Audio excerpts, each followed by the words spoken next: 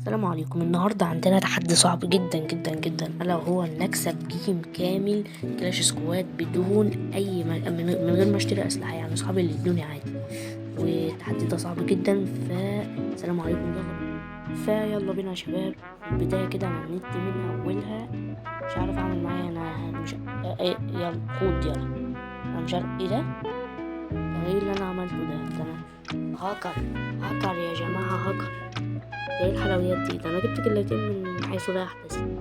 الراوند التانية بقى برضه نفس النت، بس ايه، سكوادي كله مات وتخيب. طب اعمل ايه؟ رميت عنكبوتي وشديت مسمار ورفعت شعاري واديت الاولى، واقع نوك ما تسألنيش ازاي. ده بقى اللي انا هتجنن. كل ده دمج وماتش ازاي، وفي الاخر دمه طلع 8. كنت بشد في شعري. هنا واحدة صاحبة واحدة من السكواد البوت اللي معايا ده اداني سلاح، اسكت لا. كنت جاي مدي والنت زي الخرا معايا الحمد لله. ويلا قاعد بحاول برضو، كنت جاي ضارب برضو. انا في كل الاحوال بيتسرق مني كلات، يعني لو عملت ايه هيتسرق مني كلات. بس كده، ده كان كل فيديو. في الاخر